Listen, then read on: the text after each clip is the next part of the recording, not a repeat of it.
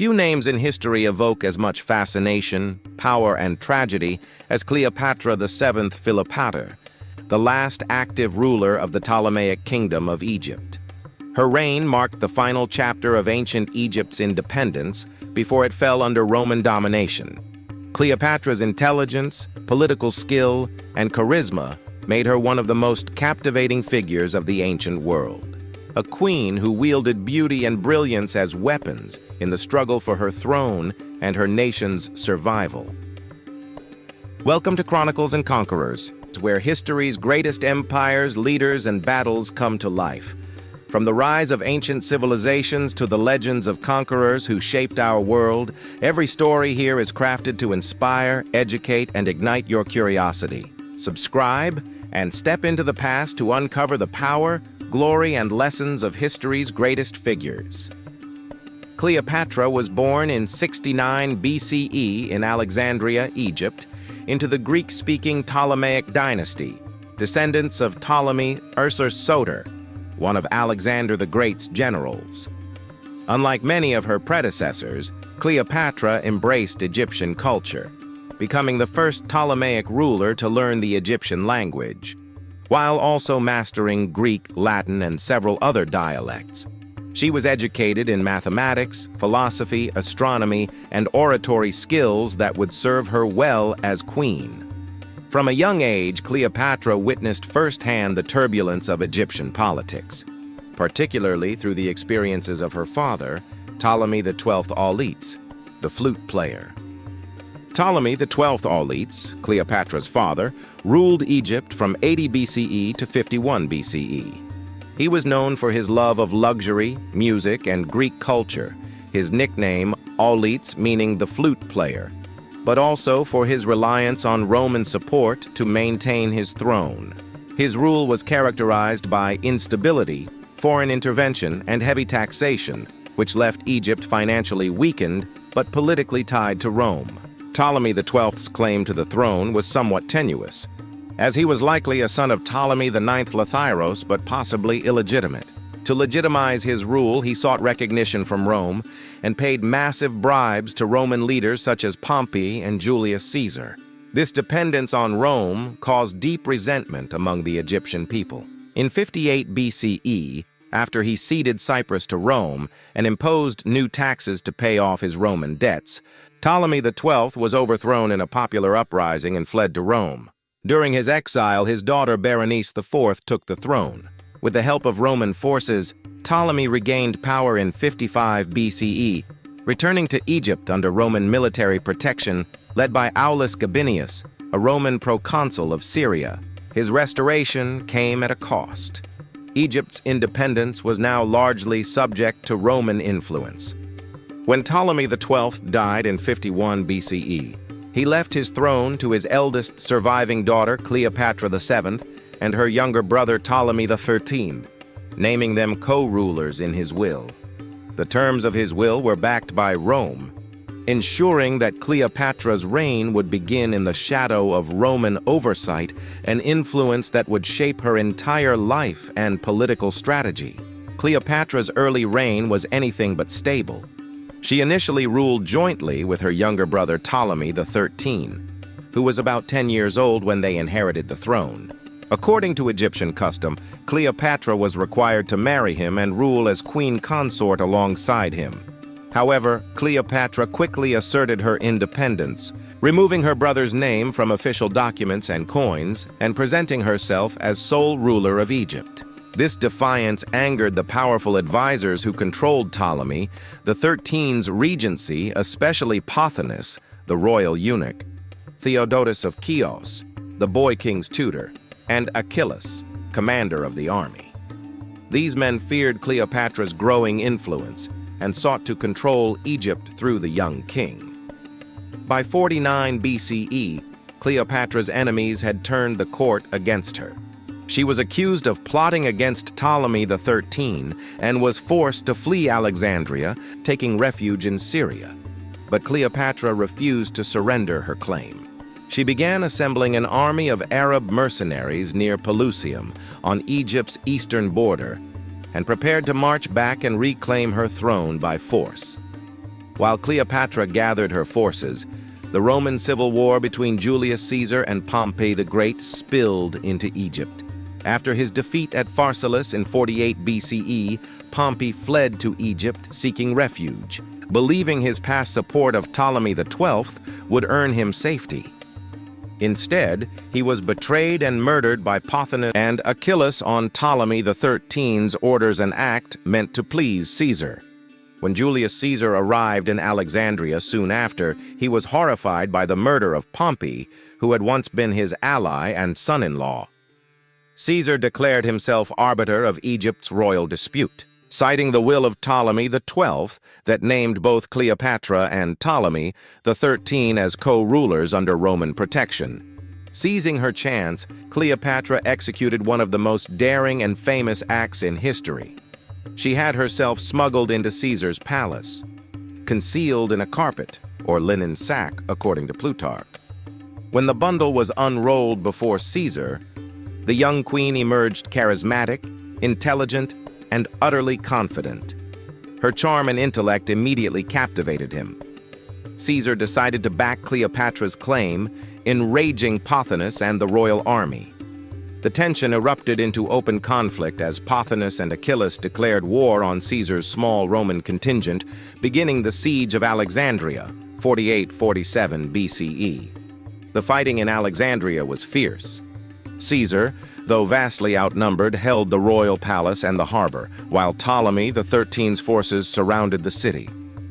The battle became a chaotic struggle of politics and street warfare, with Egyptian forces loyal to Pothinus clashing against Caesar's legions and Cleopatra's supporters. At one point, the royal library, one of the wonders of the ancient world, was damaged or partially burned during the fighting. Meanwhile, Cleopatra remained within the palace, working closely with Caesar and rallying her followers. In the midst of the conflict, Pothinus was captured and executed for conspiring against Caesar. The war reached its climax when Caesar's reinforcements arrived under Mithridates of Pergamon, allowing him to break the siege. The decisive engagement came at the Battle of the Nile in early 47 BCE. Caesar's forces crushed the army of Ptolemy XIII near the Nile Delta. As the young king attempted to flee across the river, his boat capsized and he drowned, ending the civil war. With her rival dead, Cleopatra emerged triumphant. She was restored to the throne as ruler of Egypt, now officially co-ruling with another younger brother, Ptolemy XIV, though she wielded full power. Caesar remained in Egypt for several months after the victory, and their political alliance deepened into romance. Cleopatra's victory solidified her authority and her relationship with Caesar. She bore him a son, Ptolemy XV Caesarion, whom she claimed as Caesar's legitimate heir. Their relationship scandalized Rome, where Cleopatra was seen as a dangerous influence over the world's most powerful man. In 46 BCE, Cleopatra visited Rome with Caesar and resided in his villa across the Tiber River. Her golden statue in the Temple of Venus Genetrix stood as a symbol of her favor in Caesar's eyes. However, Caesar's assassination in 44 BCE ended her hopes of securing his lasting protection. She returned to Egypt, having lost both a lover and a powerful ally. Following Caesar's death, Rome was divided among the members of the Second Triumvirate: Mark Antony, Octavian, later Augustus, and Lepidus. Antony summoned Cleopatra to Tarsus in 41 BCE to answer accusations of supporting Caesar's assassins. Ever the strategist, Cleopatra made a dramatic entrance, sailing up the Cydnus River on a gilded barge adorned with purple sails, dressed as the goddess Aphrodite. Her display of wealth, beauty, and confidence overwhelmed Antony, and the two quickly became lovers and allies. Antony followed Cleopatra to Egypt, where he spent the winter of 41 to 40 BCE in Alexandria. Their union was both romantic and political. Antony sought Cleopatra's wealth to fund his military campaigns, while she saw in him the power to secure Egypt's future independence. In 37 BCE, they renewed their alliance, producing 3 children: Alexander Helios, Cleopatra Selene, and Ptolemy Philadelphus. Cleopatra was crowned Queen of Kings, while Antony distributed eastern territories among her children, an act that outraged Octavian and the Roman Senate, who viewed it as treasonous. The growing alliance between Cleopatra and Antony alarmed Rome. Octavian launched a relentless propaganda campaign, portraying Cleopatra as a manipulative foreign queen who had seduced Antony into betraying his Roman heritage. By 32 BCE, war between Octavian and Antony was inevitable. The decisive confrontation came at the Battle of Actium in 31 BCE, off the western coast of Greece. Antony and Cleopatra commanded a vast fleet of around 230 warships, many of them large, heavily armed Egyptian vessels, massive quinqueremes and hexaremes capable of carrying hundreds of soldiers. Cleopatra's ships formed part of the southern wing of the fleet, while Antony's Roman and Eastern allies held the center and northern flanks. Opposing them, Octavian's fleet, commanded by Marcus Vipsanius Agrippa, numbered about 400 smaller but faster ships. Agrippa's vessels were lighter and more maneuverable, allowing them to encircle and outflank Antony's slower galleys. As the battle began, fierce winds disrupted Antony's formations, while Agrippa's forces attacked from multiple sides, cutting off escape routes. The fighting raged for hours. Cleopatra, positioned with her fleet at the rear, watched the chaos unfold. As defeat loomed and her ships began to take heavy damage, she gave the order to break formation and retreat through a gap in the enemy line, sailing south toward Egypt with 60 of her ships. Seeing her flagship's distinctive purple sails retreating, Antony, overcome by love and despair, abandoned the battle to follow her, leaving his remaining forces leaderless and demoralized. The decision proved disastrous. Agrippa's fleet seized control of the sea, capturing or destroying most of Antony's navy. The land forces, left stranded, surrendered soon after. The Battle of Actium was not only a military disaster, but a political catastrophe. Antony's credibility among his Roman supporters collapsed completely. After the defeat, Antony and Cleopatra fled back to Egypt, hoping to regroup and negotiate peace.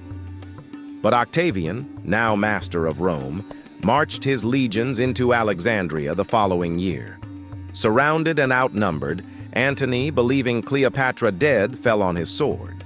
Cleopatra, captured but still proud, attempted to negotiate with Octavian for her children's future, but refused to be paraded in chains through Rome. According to legend, she chose death on her own terms, arranging to be bitten by an asp, Egyptian cobra, the sacred symbol of royal power. In 30 BCE, Cleopatra VII Philopator died beside Antony in her tomb, ending more than 3,000 years of pharaonic rule. Cleopatra's death marked the end of the Ptolemaic dynasty and the beginning of Roman rule over Egypt. Octavian became Augustus, Rome's first emperor, and Egypt became the empire's richest province. Yet Cleopatra's legacy has endured for over 2 millennia. To some, she was a seductress who toppled great men. To others, a visionary queen who defended her nation's sovereignty in the face of overwhelming power. Ancient writers like Plutarch and Suetonius ensured her story would never be forgotten. Cleopatra was more than a queen. She was a scholar, strategist, and symbol of defiance. Her reign stands as one of history's most dramatic examples of power, love, and ambition intertwined with destiny. Thank you for watching Chronicles and Conquerors. If you enjoyed exploring the story of Cleopatra, the last pharaoh of Egypt, be sure to like this video, subscribe to the channel, and turn on notifications so you never miss the next tale of history's greatest leaders and empires. Until next time, remember, the past is never truly gone. It still shapes the world we live in today.